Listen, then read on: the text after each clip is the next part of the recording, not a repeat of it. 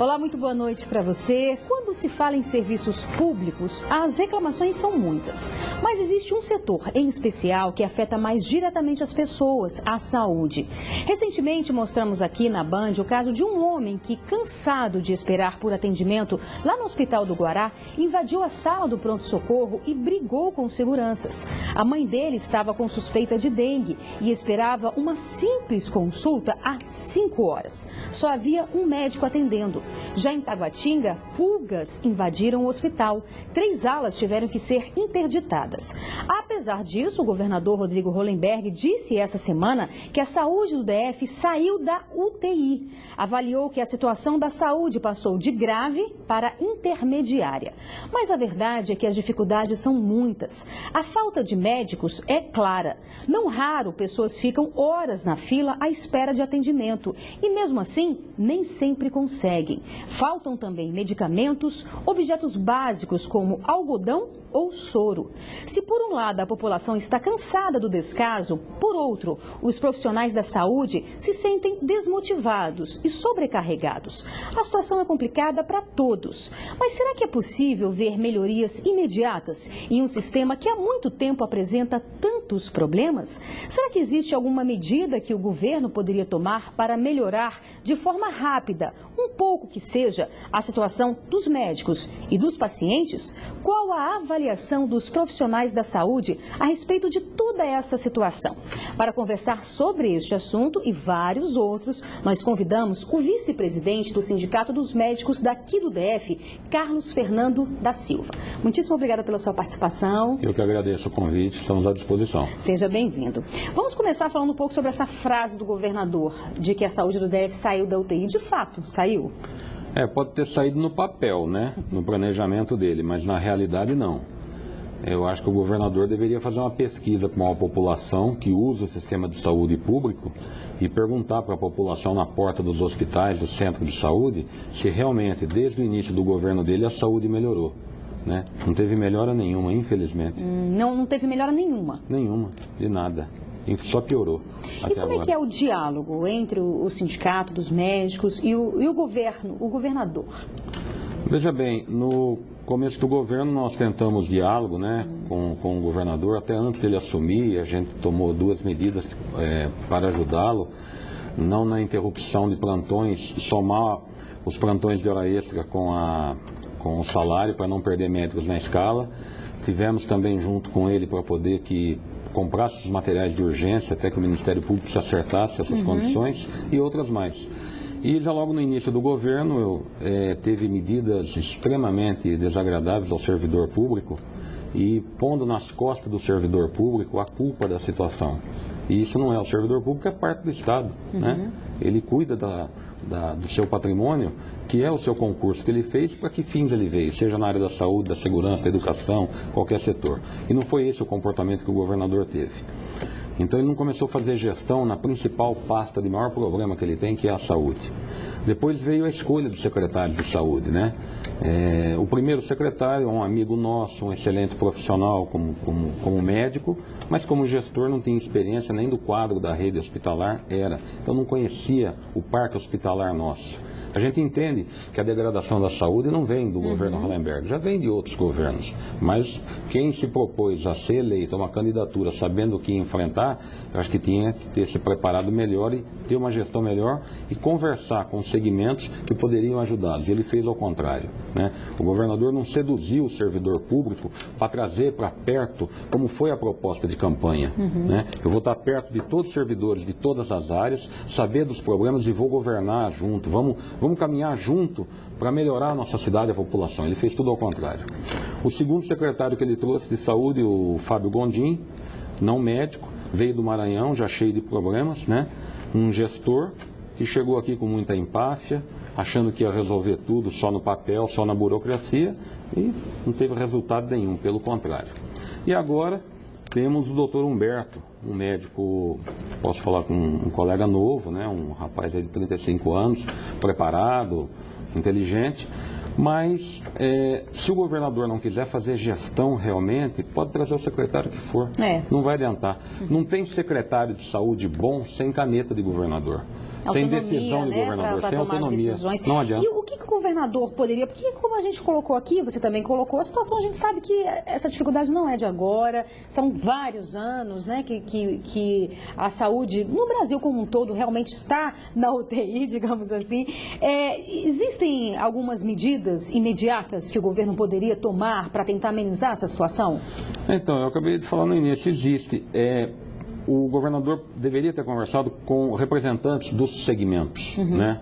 E ele não fez isso. Ele não conversou com o representante nosso do sindicato, ele não conversou com o representante da Associação Médica, do Conselho Regional, né? Ele não fez uma pauta positiva para isso. Ele sentou na cadeira dele como governador, com mulher de direito, eleito por votos, não tenha dúvida. Nós tínhamos uma outra esperança, né? Dessa melhora, dessa mudança. Sempre a gente tem esperança de mudança, e não aconteceu. Ele governou da maneira dele, está governando da maneira dele, né? E foi o que eu falei, teve um afago ao servidor público com a preocupação segmentar da sociedade. É claro que assim, as propostas, óbvio que tem que vir do governo, mas se fosse hoje para sentar com o governador, existem algumas medidas assim que poderiam ser colocadas em prática para tentar melhorar essa situação? Não tem dúvida. Quando você senta para discutir e você traz problemas, você também traz soluções. Né? A gente tem soluções para isso, mas não tem oportunidade mais de diálogo, né? E foi tomando as condutas e realmente muitas das categorias tiveram reações, né? Ninguém fez oposição ao governo Hollenberg, nem quer fazer. Nós queremos que o governo dê certo. Claro. É o que eu falo, o servidor público ele é parte do Estado. Eu, parte do Estado, eu quero que dê certo o meu trabalho, porque eu estou aqui para trabalhar em prol da população. Essa, eu digo, eu servidor público, né? Qualquer segmento. Estamos falando especificamente na área da saúde. E hoje, o que precisa se fazer mais? Ajeitar os contratos dos prestadores de serviço com a Secretaria de Saúde, os contratos de manutenção dos maquinários, tomógrafo, elevador, equipamentos de UTI, equipamentos de hemodiálise, né? Tem paciente ficando 4, 5 dias, uma semana sem fazer hemodiálise nas UTIs, paciente esperando material cirúrgico para ser operado nas emergências, paciente sem medicação básica na porta do pronto-socorro. Já tiveram os outros episódios que vocês acompanharam de outras coisas, aquela história que passou de substâncias que faltou no pronto-socorro para atender o infartado, reagente, enzima, né? Outra situação também são os reagentes até para dengue. Né? Quantos pacientes estão indo e voltando no pronto-socorro que falta o reagente para dengue para fazer o diagnóstico? Né? Então, são todas essas situações que realmente falta gestão.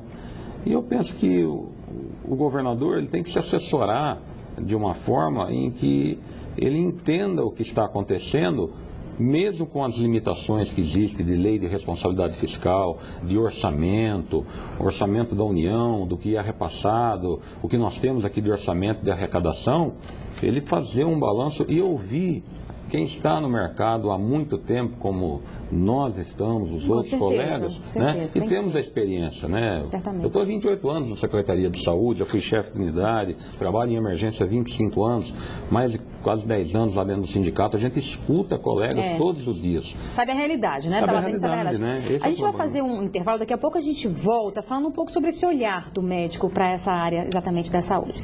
Não saia daí, daqui a pouco eu volto com o Carlos Fernando, que é vice-presidente do Sindmédico aqui do DF. Eu espero você.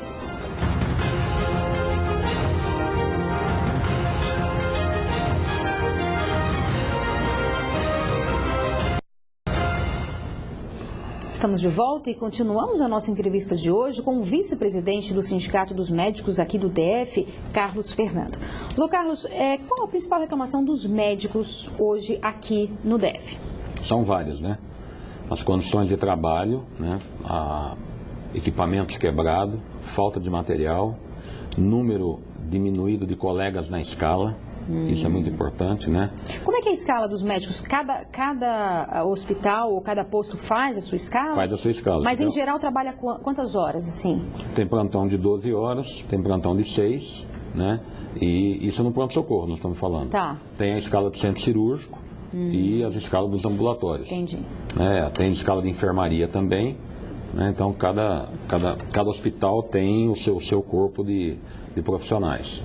Mas especificamente, vamos falar da emergência um pouquinho, o número não é o suficiente sempre. O número de médicos. De médicos, né? Atender. Sempre não é o suficiente. Acho que a principal reclamação das pessoas, de uma forma geral, é com relação à emergência, né? É, emergência. Não, é um geral hoje, porque o que acontece? Se você não tem um atendimento lá na ponta, no centro de saúde, né, você não consegue vencer a demanda durante o dia, principalmente com a marcação, o que o paciente, com a sua necessidade, faz? Ele vem ao hospital. Então, isso é um modelo que cada dia mais vem piorando, que a gente chama de modelo hospitalocêntrico. Você vai de dia, você não consegue consulta, de noite, de tarde, você bate na porta da emergência. Então, uma sobrecarga na emergência, porque você não tem um atendimento lá na ponta. Você não tem... Hoje, a média, a gente trabalha aí com uma escala defasada, onde, por exemplo, ter 5 colegas numa escala, 4 colegas, até 6 numa escala, dependendo da complexidade, você tem 2, você tem 3. O sindicato faz visitas aos hospitais constantemente e vê a defasagem. Você, outro dia, pega a pediatria, como exemplo, do Hospital do Gama. Chegamos lá outro dia, tinha um colega, 70 crianças lá fora. Nossa, é desumano, né? Desumano, os dois, né? Tanto para os pacientes. Mãe passou a noite com o menino, com febre, esperando o resultado do exame, esperando para internar, tudo mais. Aí você tem os boxes que você põe os pacientes para tomar um soro, para terminar de fazer o diagnóstico, ou encaminhar para um procedimento, né? Um colega para tomar conta, às vezes, de 30, 40 leitos nessa situação. Você pega a emergência do trauma, da ortopedia, né? Em todos os hospitais hoje que tem, né? O Paranoá, o Base, Taguatinga, Ceilândia. O paciente que chega ali traumatizado, que precisa de uma cirurgia, que precisa de um material para a sua cirurgia, pelos protocolos você tem que resolver em 24, 48 horas, para minimizar sequelas, minimizar complicações. Você tem paciente há 25, 30 dias ali jogado na emergência, esperando condições. Aí falta anestesista, aí você tira o anestesista da cirurgia que está marcada da eletiva, põe o colega na emergência, para socorrer a emergência. Aquele paciente que tem uma patologia crônica não resolve o problema dele, e essa fila só vai aumentando. Então a demanda reprimida de todas as especialidades cirúrgicas está imensa na rede hospitalar. Entendi. Então é necessária a contratação de mais médicos, no primeiro momento... Mais médicos, mais funcionários também no geral, né? Auxiliar, técnicos de várias as áreas, enfermeiros, todo, mas um grande estrangulamento que nós temos hoje, falta aí no parque hospitalar do GDF todo, pelo crescimento que teve da população, pelo não crescimento que nós não tivemos e reforma na grande malha da rede, nós temos aí um déficit de mais de 3 mil médicos.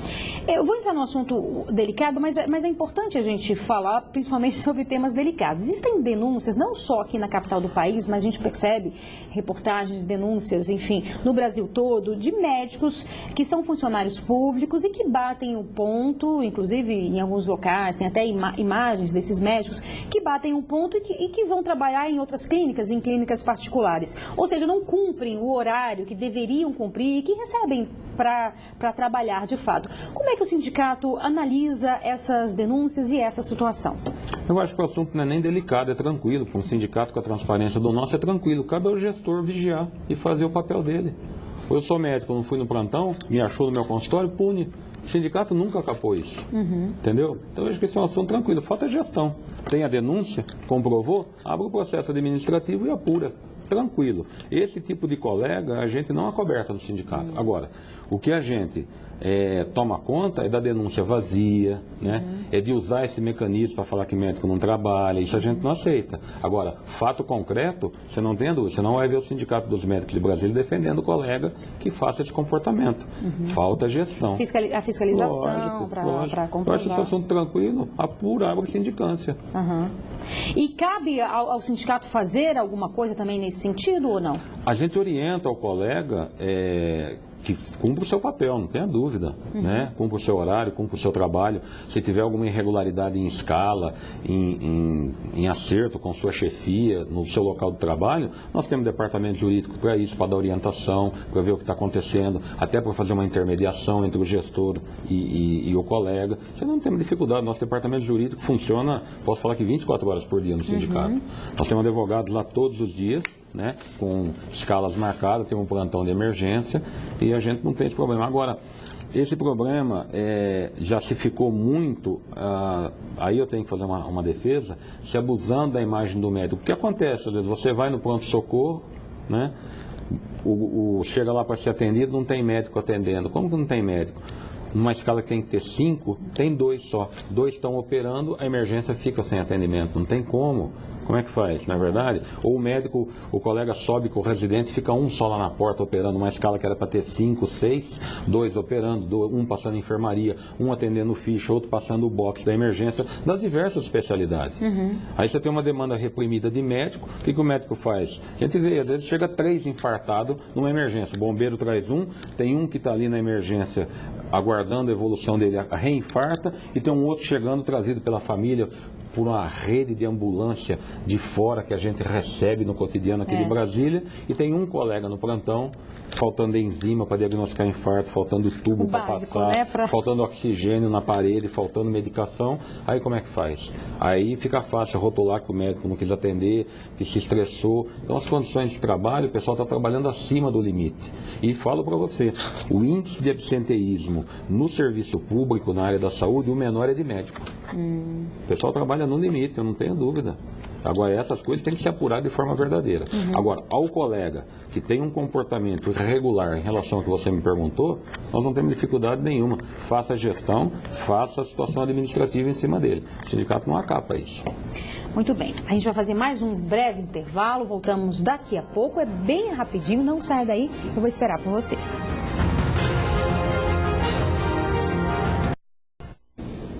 Voltamos para o último bloco do Band Entrevista de hoje com Carlos Fernando, que é vice-presidente do Sindmédicos aqui do DF.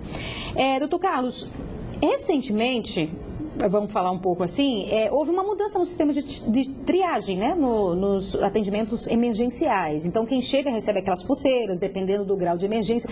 Como é que vocês avaliam essa... A classificação de risco não é ruim, mas desde que ela desse conta da demanda. Porque o paciente que põe a pulseirinha azul e verde, ele vai para onde depois? Ele precisa de atendimento, né? Ele fica, a falta também do sistema integrado de informática da Secretaria de Saúde, que já vem de longo tempo e não se conecta a isso como tem que funcionar, também atrapalha muito na gestão dos pacientes. O paciente tem que voltar para o centro de saúde, reagendar a agenda dele, comunicar entre todas as regionais, né? Poderia ser tão mais simples, né? Muito mais simples, entendeu? E a gente não entende porque isso não desata. Não flui, né? Realmente, em várias gestões já aconteceu isso, se gastou milhões já de dinheiro em cima disso daí e não arruma. E isso dá um andamento muito grande. A gente vê em outros estados que funcionam bem, outros hospitais e tudo mais, como isso agiliza o processo de gestão, de andamento e de atendimento. Então isso eu acho que também é um grande fator de não sucesso do processo de triagem. É verdade. E assim, o paciente poderia agendar a consulta dele, né, de uma forma online, em casa, e realmente a gente vê que é um processo burocrático para você marcar um exame, para você conseguir um medicamento, a falta de medicamentos também. E é claro que isso tudo prejudica o trabalho do médico. E até a entrega do medicamento na residência poderia ser feito, né, dessa forma, né? Você hoje tem um paciente que já sai com a sua prescrição, é um paciente crônico, um hipertenso, um diabético, qualquer outra patologia que usa o remédio, que trata no posto de saúde no dia a dia, e esse paciente, se ele tiver uma assistência, ele já tem mais dificuldade até de se complicar. Né? Também. Entendeu? Então hoje você tem um custo de deslocamento para buscar o remédio, chega lá na farmácia, não tem, precisa às vezes trocar uma receita, não consegue o atendimento com o médico. Então tudo isso num sistema gerencial de informática, tem programas moderníssimos aí para isso, e que resolveria muito esse andamento.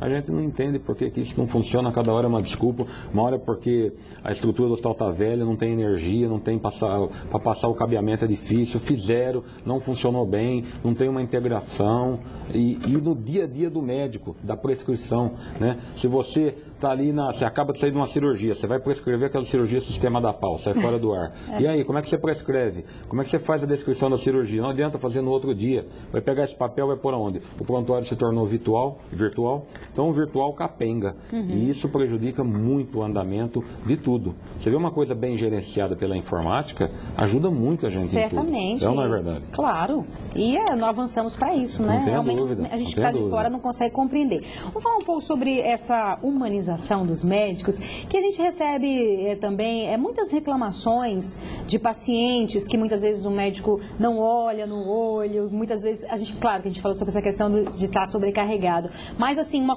consulta muito rápida, enfim, como é que você avalia essa questão da falta de humanização, que alguns pacientes reclamam de alguns médicos também? Como em todas as áreas, a gente sabe que tem todos os tipos de profissionais. Eu posso falar por muitos colegas, né, da rede que a gente trabalhou junto e pelo comportamento. E essa humanização também é uma palavra que pegou um modismo, acho que até mal interpretado. Não tem como você não ser humano com quem está ali. A própria formação da gente é humanística, né? A gente foi formado, programado para cuidar de pessoas, do sofrimento, do acontecimento, né? Da tristeza. A gente vive com isso todo dia. Ninguém vai no médico bater papo, visitá-lo, passar lá para ver, né? Você vai no shopping, vai numa loja. Você vai lá com um problema. Então a gente é treinado para isso. Não tenha dúvida que às vezes uma sobrecarga de trabalho, às vezes tem um atendimento, às vezes não tem aquela atenção toda que o paciente às vezes necessitaria, até de conversar e tudo. Então às vezes a coisa é mais dinâmica. Mas a humanização existe, não tenha dúvida. Alguma distorção que possa acontecer, mas tem que ser corrigida. Agora tem um detalhe. Quando o paciente consegue entrar na rede, né, para dentro, o índice de satisfação na área da saúde é o maior de todos. Entendeu? Do tratamento. Aí o que precisa? Precisa não faltar para ele lá dentro toda a parte de estrutura. Então eu pego um paciente que eu preciso operá-lo, que ele está enfermo, ponho ele para dentro, ali nós médicos vamos dar o melhor de nós. Agora eu preciso ter o fio, eu preciso ter a placa, né, para colocar na fratura exposta dele. O básico, digamos assim, para você atender. Eu preciso ter o anestesista, o centro cirúrgico, eu preciso ter todos os instrumentos funcionando, né, numa linguagem bem tranquila para quem está assistindo essa entrevista entender. E aí toda essa estrutura que me falta, às vezes cai no meu ombro a falta de humanização. Entendo. Esse é um grande problema, né? Eu sou humano, agora eu preciso das outras coisas. Para mim continuar a minha humanização, não é só o meu fator.